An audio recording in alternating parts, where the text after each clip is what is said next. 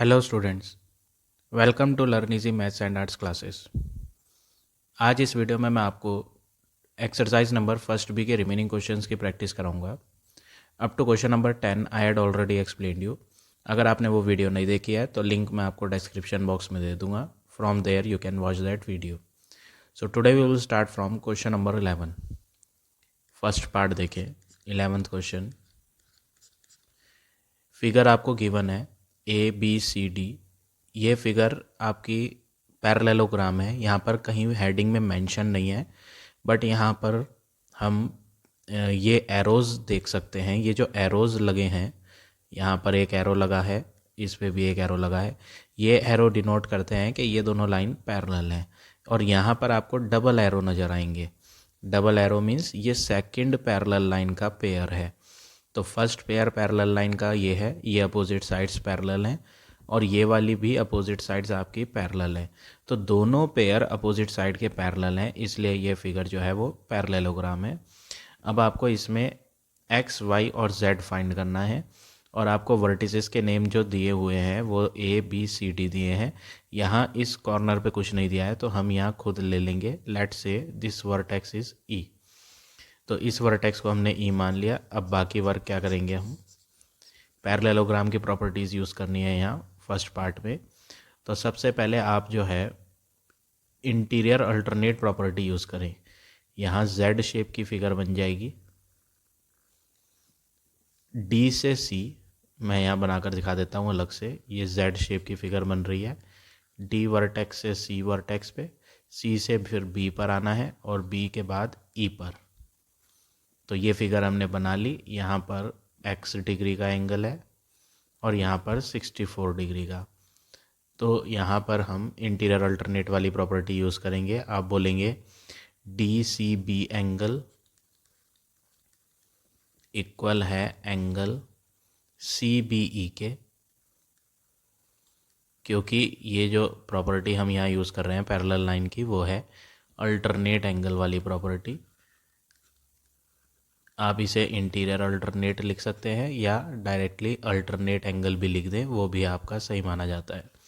तो alternate angle वाली property use करी और यहाँ से हमें x का आंसर मिल गया। x is equal to 64 degree. तो फर्स्ट वैल्यू तो हमारी आ गई x की 64 डिग्री। अब बात करें z की, तो यहाँ पर आपको पैरेललोग्राम की दूसरी प्रॉपर्टी यूज़ करनी है। अपोजिट एंगल्स जो होते हैं पैरेललोग्राम के वो इक्वल होते हैं। तो हम यहाँ कह सकते हैं जो वैल्यू x की है वही वैल्यू z की होगी, यानी x और z दोनों के आंसर्स जो हैं वो आपस में इक्वल होंगे। तो z equal x equal 64 degree, क्योंकि ये प्रॉपर्टी हमने यहाँ यूज़ करी है opposite angles of parallelogram are equal. तो ये प्रॉपर्टी यूज़ करी है हमने और यहाँ से इसकी मदद से हमने z का आंसर फाइंड कर लिया। तो z का आंसर हमें मिल गया 64। जो आंसर x का है वही आंसर z का भी है। अब रह गया आपका y। अब y को फाइंड करने के लिए आप x की हेल्प भी ले सकते हैं और z की हेल्प भी ले सकते हैं। तो हम जो है x की हेल्प से करके देखते हैं। x की हेल्प से कैसे करेंगे, उल्टा यू बन रहा है, यहाँ पर डबल एरो लगे हैं, यानी ये लाइन पैरेलल है इस वाली लाइन के। यहाँ पर आपका जो डला हुआ है x है 64 डिग्री एंगल और यहाँ पर आपका y है जो आपको फाइंड करना है। ए वर्टेक्स डी सी और यहाँ है बी वर्टेक्स। तो जब भी यू शेप की फिगर बनती है तो यहाँ पर हम को इंटीरियर प्रॉपर्टी यूज़ करते हैं। यू शेप की फिगर में क्या होता है, ये जो दोनों एंगल हैं ये सप्लीमेंट्री होते हैं। सप्लीमेंट्री मतलब इनका सम 180 होता है। तो यू शेप की फिगर में हमें क्या करना है, y और x का सम लेना है। y plus x equal to 180 degree. इन दोनों का सम हम 180 डिग्री लेंगे, क्योंकि ये जो है को इंटीरियर वाली प्रॉपर्टी है, को इंटीरियर एंगल, और को इंटीरियर में हमें सम ऑफ टू एंगल्स 180 लेना होता है। तो y की वैल्यू हमें फाइंड करनी है एक्स हमारे पास ऑलरेडी फाइंड हो चुका है 64 इक्वल टू 180। 64 को इधर लाएंगे तो ये माइनस हो जाएगा, तो y equal to 180 minus 64 degree.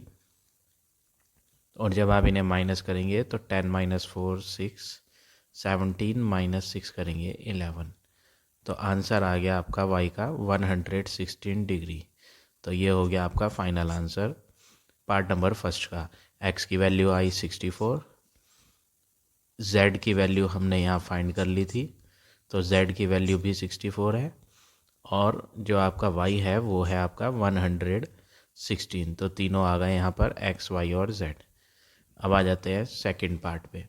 Second part में भी आपको कोई ज़्यादा डिफरेंट नहीं है, बिल्कुल सेम वे में सॉल्व करना है जैसे हमने फर्स्ट वाला सॉल्व करा। सेम प्रॉपर्टीज़ पैरेललोग्राम की हमें यूज़ करनी है। तो मैं आपको सेकंड पार्ट भी करके दिखा देता हूँ। पार्ट नंबर सेकंड, फिगर आपकी बनी हुई है। सबसे पहले आप ये साइड्स देखें।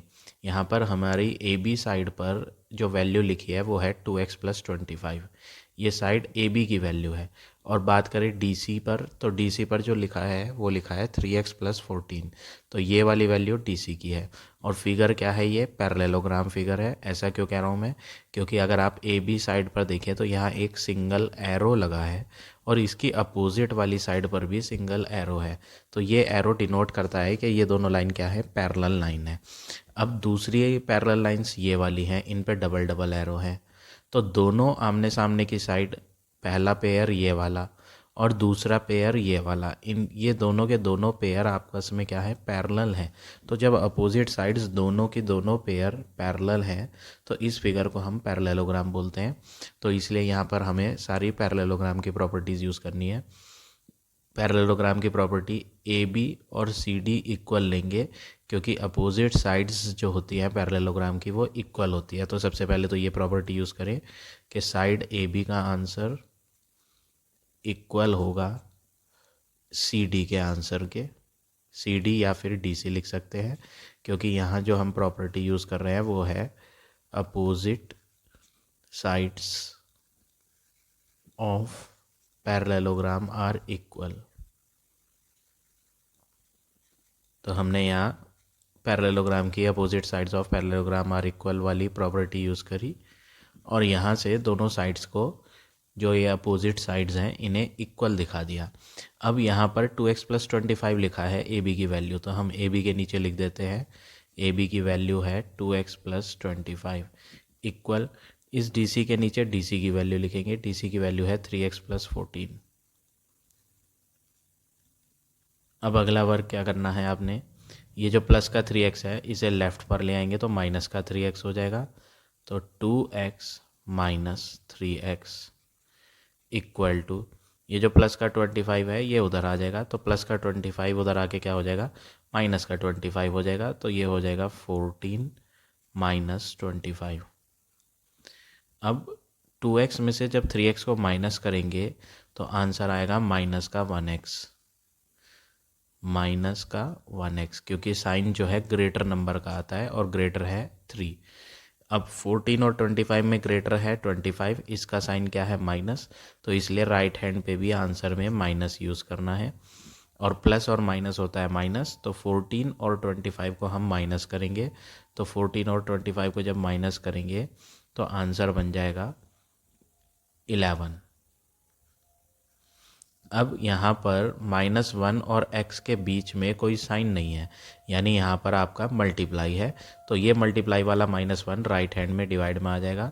तो फाइनली हमें x is equal to -11 divided by -1 मिलेगा, और ये माइनस नीचे न्यूमरेटर और डिनोमिनेटर वाले कैंसिल हो जाएंगे।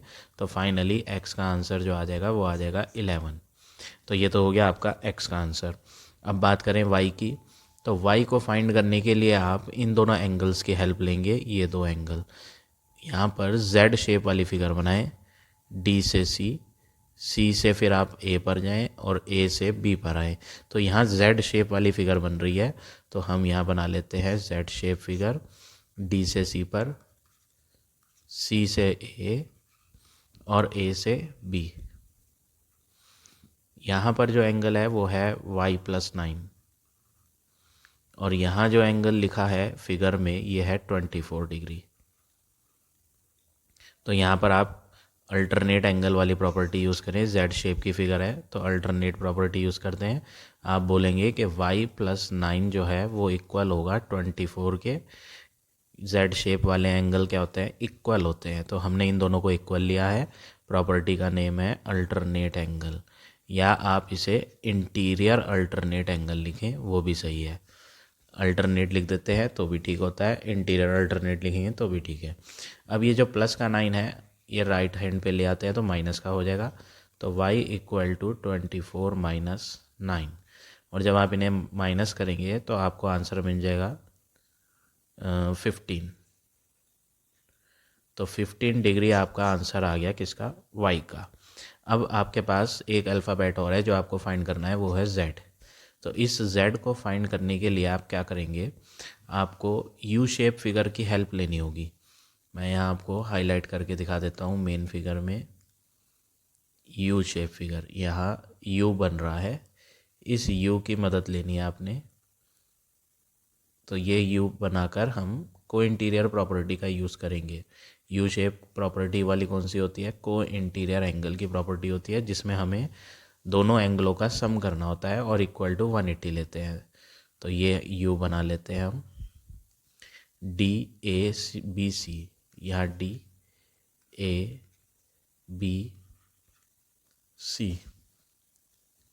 अब यहाँ पर एक लाइन बीच में ऐसे जा रही थी, ये लाइन अगर हम हटा दें तो दोनों एंगल आपस में क्या हो जाएंगे, ये जुड़ जाएंगे। तो ये ऊपर तो 3y + 5 है और नीचे 24 है, और अगर हम बीच की लाइन गायब कर दें तो ये बन जाएगा 3y + 5 + 24, यानी 3y + 29 बन जाएगा बीच की लाइन हटाने से। तो हम ये बीच की लाइन इरेज कर देते हैं। यहाँ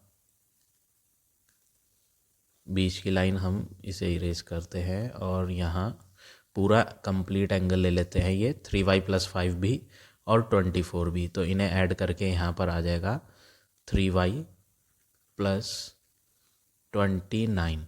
हमने बीच की लाइन हटा दी और दोनों का सम ले लिया, और इधर कॉर्नर पे क्या लिखा है, आपका z लिखा है। ये एंगल z है जो आपको इस बार फाइंड करना है। तो यहाँ पर यू शेप की फिगर बन रही है और ये दोनों लाइंस पैरेलल भी हैं। तो पैरेलल लाइन की यू शेप वाली फिगर में हम कौन सी प्रॉपर्टी यूज़ करते हैं, को इंटीरियर एंगल वाली प्रॉपर्टी, जिसमें आपको दोनों एंगल्स को ऐड करके 180 लेना होता है। तो यहाँ पर आप लिखेंगे 3y + 29 प्लस ये जो z है इसे भी ऐड करेंगे, दोनों का सम = 180 डिग्री। प्रॉपर्टी हम यूज़ कर रहे हैं को इंटीरियर एंगल वाली प्रॉपर्टी यहाँ यूज़ करनी है। अब y की वैल्यू आपको मालूम है, y ऑलरेडी हमने यहाँ फाइंड कर लिया है, y का आंसर है 15। तो हम यहाँ 3 × y की वैल्यू y हटाकर यहाँ y की वैल्यू पुट करनी है 15 + 29 + z = 180। अब 3 × 15 करेंगे तो 15 3 जा होता है 45 + 29 + z = 180। अब इन्हें ऐड करेंगे तो 9 + 5 14, 4 5 6 and 1 7, 74 + z = 180 डिग्री। तो ये 74 आप इधर ले आएंगे तो ये इधर आके क्या हो जाएगा, माइनस हो जाएगा। तो आपका आंसर z का आ जाएगा। यहाँ पर मैं यहाँ लिख के दिखा देता हूँ आपको, z = 180 - 74, और इन्हें सब्ट्रैक्ट कर लेते हैं। 10 - 4 6, 17 - 7 10, तो 106 आ गया आपका z का आंसर। तो यहाँ हमारे तीनों आंसर आ गए, x का आंसर 11, y का आंसर 15 और z का आंसर 106। तो इस तरह से आप ये पार्ट नंबर 2 करेंगे। अब पार्ट नंबर 3 देखें। थर्ड पार्ट आपका इजी है, मैं आपको ऐसे ही से एक्सप्लेन कर देता हूँ, बाकी आप अपने आप ट्राई करेंगे इसको सॉल्व करके। मैं ऐसे ही आपको समझा देता हूँ। यहाँ पर 90 डिग्री का एंगल है, तो यहाँ पर आप सबसे पहले एंगल सम प्रॉपर्टी यूज़ करें। पहला स्टेप तो आपका ये है कि आप इसमें एंगल सम प्रॉपर्टी यूज़ करेंगे। तो एंगल सम प्रॉपर्टी में तीनों एंगलों को ऐड करके इक्वल टू 180 लेते हैं, और जब आप इन तीनों को ऐड करके 180 लोगे तो आपको यहाँ y का आंसर मिल जाएगा। तो y का आंसर आपका यहाँ आ जाएगा 42 डिग्री, जब आप एंगल सम प्रॉपर्टी से सॉल्व करेंगे। अब ये y और ये z, ये दोनों एंगल हैं कॉरस्पॉन्डिंग एंगल। क्यों कॉरस्पॉन्डिंग है, मैं आपको फिगर बनाकर दिखा देता हूँ। ये दो पैरेलल लाइंस हैं, कौन कौन सी, एक तो ये वाली है जो डबल एरो से लगी हुई है पैरेलल लाइन, और ये वाली भी डबल एरो से दिखाई हुई है मेन फिगर में। तो ये दोनों की दोनों पैरेलल लाइंस है। तो पैरेलल लाइन के लेफ्ट हैंड पर y है जिसकी वैल्यू 42 डिग्री आई है, हमने यहाँ एंगल सम प्रॉपर्टी से फाइंड करा था। तो दूसरी पैरेलल लाइन के लेफ्ट साइड पर यहाँ z है। दोनों के दोनों एंगल पैरेलल लाइंस की लेफ्ट हैंड पे आ रहे हैं, तो इस तरह के एंगल्स को हम बोलते हैं कॉरस्पॉन्डिंग एंगल। ये कौन से एंगल हैं दोनों, y और z कॉरस्पॉन्डिंग एंगल। तो यहाँ हम कॉरस्पॉन्डिंग एंगल वाली प्रॉपर्टी यूज़ करेंगे, और कॉरस्पॉन्डिंग एंगल से z का आंसर भी आपका कितना आ जाएगा, 42। तो y और z दोनों ही 42 आ गए। अब रह गया आपका x। इस x को फाइंड करने के लिए आप को इंटीरियर लगाएं। थर्ड स्टेप आप क्या करेंगे, को इंटीरियर लगाएंगे। यहाँ z की वैल्यू 42 है और यहाँ x है जो आपको फाइंड करना है। तो यहाँ x plus Z equal to 180 करेंगे, और जब आप इनको ऐड करके 180 लेंगे तो रीज़न लिखना है को इंटीरियर एंगल। यू शेप की फिगर है इसलिए को इंटीरियर एंगल वाली प्रॉपर्टी यूज़ करनी है, और इसे सॉल्व करके आपको x का आंसर मिल जाएगा। तो इस तरह से आप ये पार्ट नंबर 3 करेंगे। अब आ जाते हैं नेक्स्ट पार्ट पे, पार्ट नंबर 4। फोर्थ पार्ट में जो आपकी फिगर दी है ये आपकी है रोम्बस। नेम नहीं लिखा है बट आपको पता होना चाहिए ये रोम्बस है। क्यों रोम्बस है, स्क्वायर क्यों नहीं है ये, क्योंकि यहाँ पर जो एंगल है वो 75 डिग्री का है, और स्क्वायर में जो होता है इंटीरियर एंगल 75 नहीं होता है, स्क्वायर में इंटीरियर एंगल होता है 90। तो यहाँ तो 75 है, इसलिए ये फिगर जो है स्क्वायर ना हो करके रोम्बस कहलाएगी, क्योंकि इसकी चारों साइड्स भी इक्वल हैं, चारों की चारों साइड इक्वल हैं। स्क्वायर में भी चारों साइड इक्वल होती है, रोम्बस में भी चारों साइड इक्वल होती है। लेकिन यहाँ जो इंटीरियर एंगल आ रहा था 75, उसकी वजह से हम कहेंगे कि ये जो है ये रोम्बस है, स्क्वायर फिगर नहीं है। अब आप इसमें सबसे पहले क्या करेंगे, सबसे पहले तो वर्टिसेस का नेम डालें ABCD। वर्टिसेस नेम पुट करने के बाद सबसे पहले आप x फाइंड करेंगे, बहुत इजी है। आप यहाँ यू शेप की फिगर बनाएं, यू शेप की फिगर बनाएंगे DABC। यहाँ पर आपका 75 है और यहाँ पर आपका x है, तो आप बोलेंगे कि x प्लस 75 का सम मिलाकर 180 होगा। ये दोनों सप्लीमेंट्री एंगल हैं। प्रॉपर्टी क्या है, प्रॉपर्टी है को इंटीरियर एंगल। यू शेप की फिगर जब बनती है तो हम को इंटीरियर एंगल वाली प्रॉपर्टी यूज़ करते हैं, और यहाँ से x का आंसर फाइंड करेंगे। x is equal to 180 minus 75, तो फाइनली हमें यहाँ 105 मिल जाएगा x का आंसर। तो ये तो आ गया आपका x का। अब बात करें y की। ये जो y है ये एक साइड में आ रहा है, y अल्फ़ाबेट जो है वो साइड के वैल्यू में आ रहा है। तो यहाँ पर जो हमें प्रॉपर्टी यूज़ करनी है वो साइड वाली प्रॉपर्टी यूज़ करनी है, एंगल वाली नहीं करेंगे। तो ये चारों की चारों साइड रोम्बस की क्या होती है, इक्वल होती है, और निशान भी लगे हैं सब पे, डबल डबल निशान लग रहे हैं। ये डबल निशान जो लग रहे हैं ये डिनोट कर रहे हैं कि ये सारी साइडें बराबर हैं। तो आप यहाँ बोलेंगे ये 13 सेंटीमीटर है और ये y+4 है, तो इन दोनों के आंसर हम आपस में इक्वल लेंगे, AB और BC। तो आप बोलेंगे AB साइड इक्वल है BC साइड के, क्योंकि all sides of rhombus are equal. ये स्क्वायर नहीं है, रोम्बस है। तो all sides of rhombus are equal, rhombus की सारी साइडें बराबर होती हैं, इसलिए हमने AB और CB को इक्वल लिया, बाकी दो को नहीं लिया क्योंकि उनका यूज़ ही नहीं है। तो हम उनको लेके क्या करें, जिनका यूज़ है हम उसे यूज़ करते हैं, उनको साइडों को लेते हैं। AB का आंसर हमें मालूम है 13, इक्वल BC का आंसर हमें फिगर में दे रखा है y+4। तो दोनों के आंसर मालूम थे, हमने दोनों की वैल्यूज़ पुट करी। अब ये प्लस का 4 लेफ्ट पे आ जाएगा तो माइनस का 4 हो जाएगा। 13 - 4 = y। तो फाइनली यहाँ y का आंसर आ जाएगा 9। तो ये आ गया आपका 9। अब इसको आप सेंटीमीटर लिखोगे, डिग्री नहीं लिखोगे। क्यों? क्योंकि ये जो y अल्फ़ाबेट है ये साइड में आ रहा है, और साइड जो मेजर होती है वो होती है मीटर या फिर सेंटीमीटर में। तो यहाँ सेंटीमीटर यूज़ कर लिया क्योंकि फिगर में centimetre value centimetre unit use हुई हुई थी। तो ये आ गई आपकी y की वैल्यू 9। अब बात करें z की। z एक एंगल है। अब z एंगल है, z को फाइंड करने के लिए आप जो है इस x की मदद लें। x की मदद कैसे लें? ये जो है अपोजिट एंगल्स हैं। रोम्बस में आमने सामने के एंगल बराबर होते हैं। जैसे पैरेललोग्राम में अपोजिट एंगल्स इक्वल होते हैं, उसी तरह रोम्बस में भी इक्वल होते हैं। तो आप यहाँ लिखेंगे x और z दोनों आपस में इक्वल होंगे। x का आंसर हमने फाइंड कर ही लिया है, तो x और z दोनों का आंसर 105 डिग्री ही आएगा, क्योंकि प्रॉपर्टी है opposite angles of rhombus are equal. Rhombus के अपोजिट एंगल इक्वल होते हैं, इसलिए जो आंसर x का है वही आंसर z का भी होगा। तो ये हो गया आपका पार्ट नंबर 4। अब बात करते हैं फिफ्थ पार्ट की। फिफ्थ पार्ट देखें कैसे होगा। ABCD। सबसे पहले तो वर्टिसेस नेम डाले हमने, और यहाँ पॉइंट ऑफ इंटरसेक्शन को O डिनोट कर दिया। अब यहाँ साफ साफ लिखा है कि ये फिगर जो है ये रेक्टेंगल है। तो जब ये फिगर रेक्टेंगल है तो सबसे पहले आप क्या करेंगे, यहाँ आपको ये एंगल दे रखा है 40 डिग्री, और आपको फाइंड क्या करना है, x, y और z, ये 3 एंगल फाइंड करने हैं। तो यहाँ पर आप जो है डायगोनल वाली प्रॉपर्टी यूज़ करेंगे। डायगोनल वाली प्रॉपर्टी, उससे लिए आप क्या करेंगे, आप जो है पूरा डायगोनल AC, आप बोलेंगे डायगोनल AC इक्वल है डायगोनल BD के।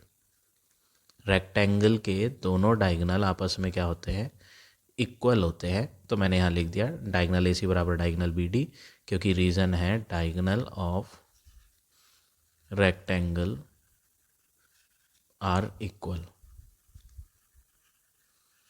पूरे पूरे डायगोनल आपस में रेक्टेंगल के इक्वल होते हैं।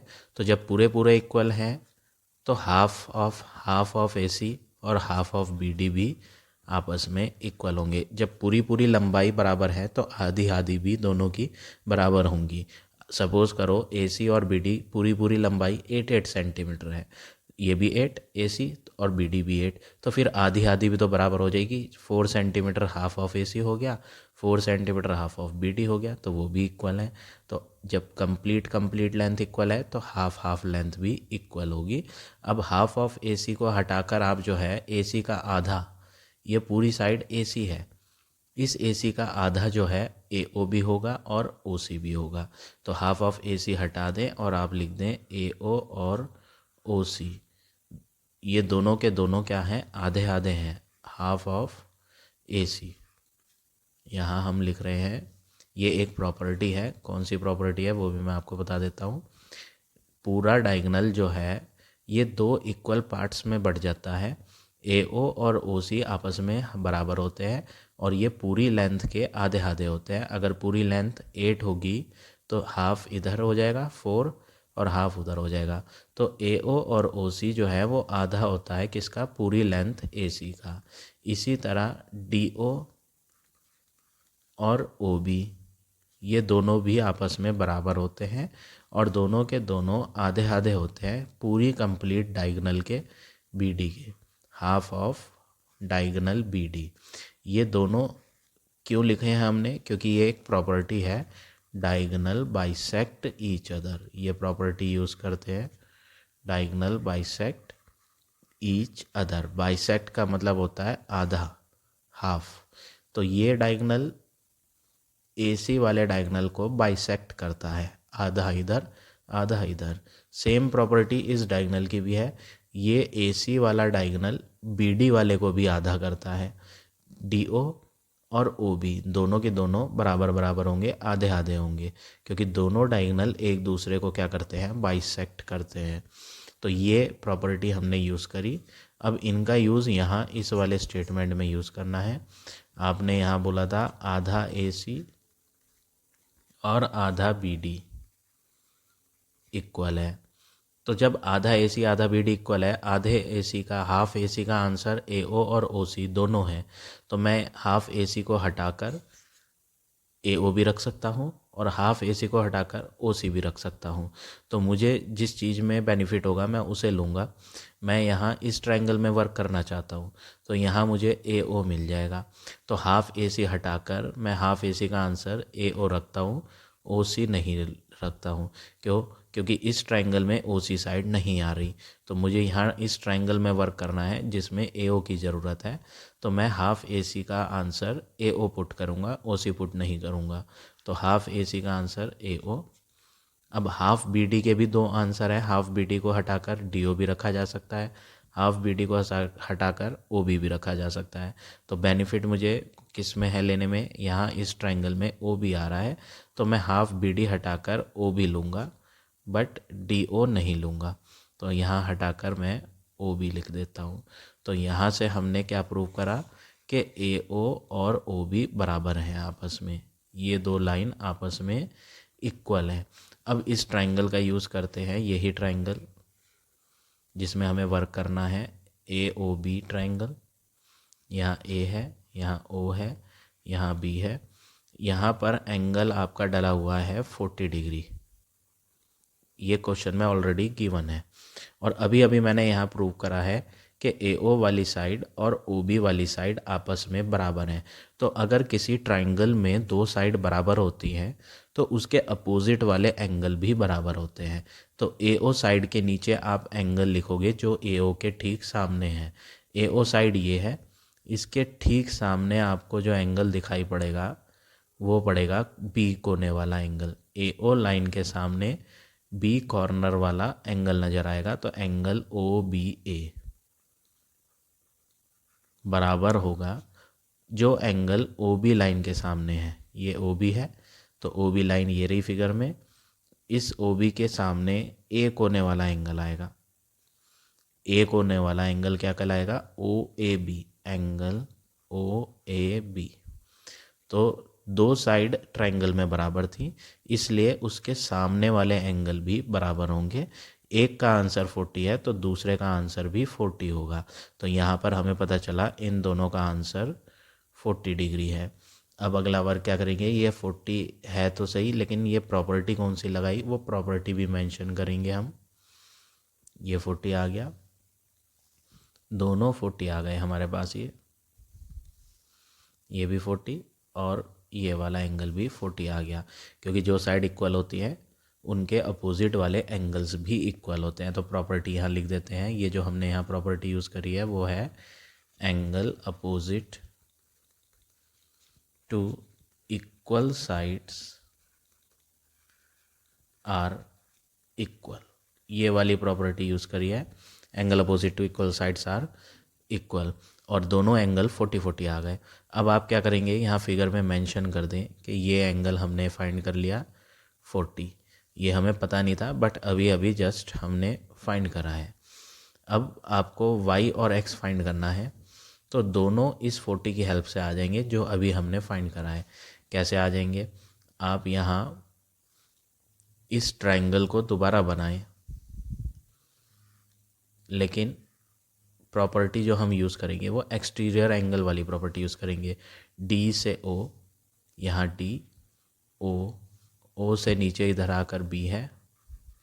यहाँ बी वाला एंगल हमने अभी फाइंड करा 40, ये वाला ऑलरेडी गिवन था 40, ए वर्टेक्स था यहाँ कोना ए, और ये वाला वाई एंगल है। तो यहाँ पर हम एक्सटीरियर एंगल वाली प्रॉपर्टी यूज़ करते हैं। Exterior angle is equal to sum of two interior opposite angle.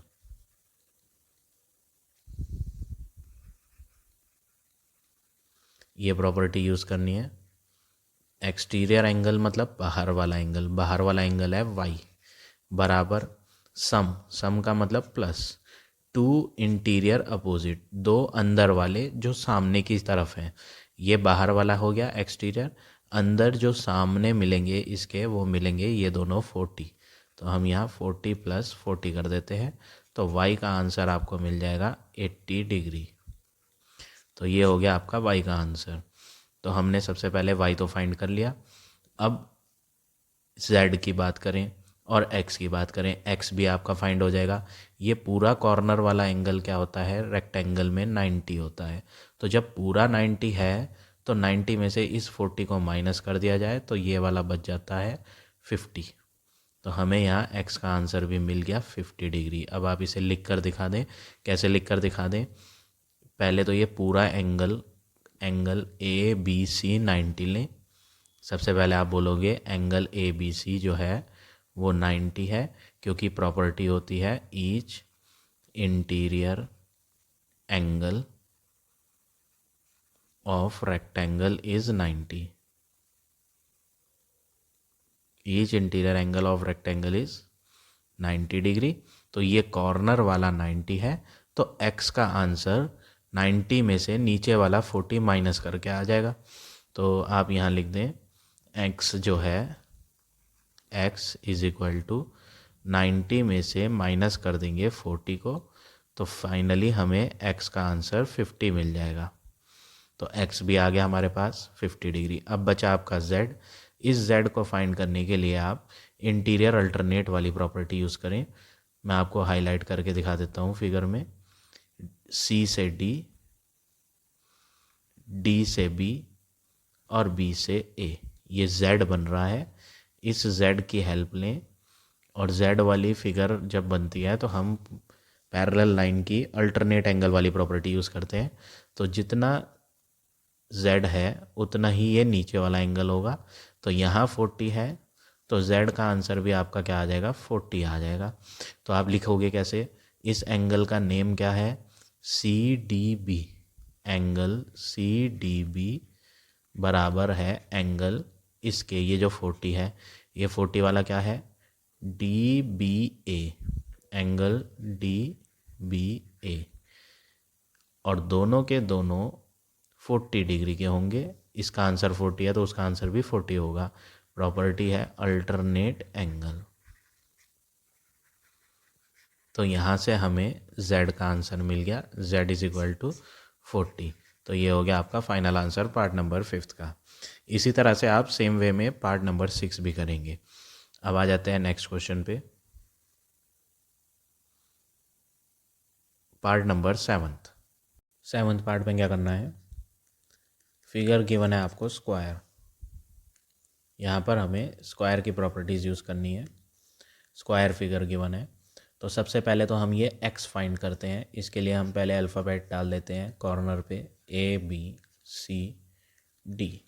यहाँ बीच में डाल देते हैं, यहाँ ऑलरेडी डला हुआ है P अल्फ़ाबेट, तो हमें यहाँ एज्यूम करने की ज़रूरत नहीं है, ऑलरेडी यहाँ P अल्फ़ाबेट गिवन है। तो सबसे पहले हम ये कॉर्नर वाला पूरा एंगल 90 डिग्री का लेंगे। एंगल ABC इक्वल टू 90, क्योंकि ये प्रॉपर्टी है each interior angle of square is 90।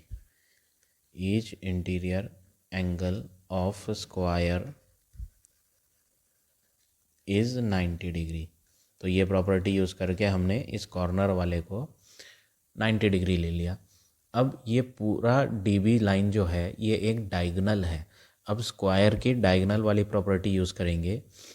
जहाँ से भी डायगोनल निकलता है स्क्वायर में, उस कॉर्नर वाले एंगल को वो डायगोनल बाइसेक्ट कर देता है। पूरा एंगल 90 है तो 45 नीचे होगा और 45 ऊपर की साइड होगा, तब जाकर टोटल 90 बनेगा। तो यहाँ डायगोनल की प्रॉपर्टी है कि डायगोनल बाइसेक्ट करता है एंगल को जहाँ से वो पास होता है। तो यहाँ पर आपको x की वैल्यू मिल जाएगी। x जो है वो 90 का आधा है, यानी कि 45 डिग्री है। अब क्यों है ये 45, क्यों हमने आधा करा, क्योंकि ये प्रॉपर्टी है, वो हमें ब्रैकेट में मेंशन करना है। प्रॉपर्टी है डायगोनल बाइसेक्ट एंगल डायगोनल आधा करता है एंगल को थ्रू विच इट पासेस, जहाँ से वो पास होता है उस एंगल को वो बाइसेक्ट कर देता है। ये स्क्वायर में होती है और रोम्बस में भी ये प्रॉपर्टी होती है, रेक्टेंगल और पैरेललोग्राम में नहीं होती है प्रॉपर्टी। तो diagonal bisect angle through which it pass, ये स्क्वायर और रोम्बस में यूज़ करनी है आपने। तो यहाँ पर हमें x का आंसर तो मिल गया, x इज़ इक्वल टू 45। अब बात करते हैं y की और z की। तो यहाँ y और z फाइंड करने के लिए यहाँ 83 गिवन है। सबसे पहले तो इस 83 की हेल्प लेते हैं हम। यहाँ हमने जो जो आंसर फाइंड कर लिया है उसे लिख देते हैं। ये 45 है, ये वाला भी फाइंड कर चुके हैं हम 45। अब हमें ये y फाइंड करना है। इस y को फाइंड करने के लिए आप फिगर को कुछ इस तरह बनाएंगे, D से B। दोबारा ड्रॉ करता हूँ मैं ये लाइन। C से B बनाएं सबसे पहले, CB। ये B से डायगोनल उधर D पर जा रहा है, बीच में पॉइंट P है, P से एक लाइन C पर जा रही है। ये वाला एंगल आपका दिया हुआ है 83 डिग्री। ये आपका y है जो आपको फाइंड करना है, और ये x है जो हम ऑलरेडी फाइंड कर चुके हैं 45 डिग्री। x की वैल्यू 45, तो ये लिख देते हैं x का आंसर 45। तो यहाँ ट्राइंगल के अंदर दो एंगल्स आ रहे हैं और एक बाहर है ट्राइंगल के। तो यहाँ जो हम प्रॉपर्टी यूज़ करेंगे वो एक्सटीरियर एंगल वाली प्रॉपर्टी यूज़ करेंगे। Exterior angle of a triangle is equal to sum of two interior opposite angle. ये प्रॉपर्टी यहाँ यूज़ करेंगे। जो बाहर वाला एंगल होता है, यहाँ फिगर में बाहर वाला कौन है 83, बाहर वाला एंगल इक्वल होता है सम मीन्स प्लस, तो सम को हटाकर प्लस लगाया। दो इंटीरियर एंगल जो सामने आए, ये बाहर वाला एंगल 83 है, इसके ठीक सामने अंदर दो एंगल आपको x और y मिलेंगे, तो x प्लस वाई। x का आंसर 45 है, y हमें फाइंड करना है 83 एज इट इज़ लिखें। तो 83, ये प्लस का 45 इधर आएगा तो माइनस का 45 इक्वल टू y, और जब आप इन्हें माइनस करेंगे तो ये हो जाएगा 38 डिग्री। तो y का आंसर मिल गया 38 डिग्री। तो x का आंसर भी आ गया 45 और y का आंसर भी आ गया 38। अब है z और फाइंड करना है। तो z फाइंड करने के लिए भी आप एक्सटीरियर एंगल प्रॉपर्टी का यूज़ कर सकते हैं। फिगर में आपको बनाकर दिखा देता हूँ। ये a वर्टेक्स है, ABCD डला हुआ है। यहाँ इस पॉइंट पर हम E वर्टेक्स डाल देते हैं, E, यहाँ B, C। ये कॉर्नर वाला एंगल है ABC, जो कि पूरा एंगल है स्क्वायर का। तो ये पूरा एंगल तो होता है 90। यहाँ y है और y का आंसर हमने फाइंड कर लिया 38, और यहाँ बाहर z है, तो ये तो एक्सटीरियर एंगल हो गया z। अब प्रॉपर्टी वही दोबारा लगाएं, exterior angle is equal to sum of two interior opposite angle.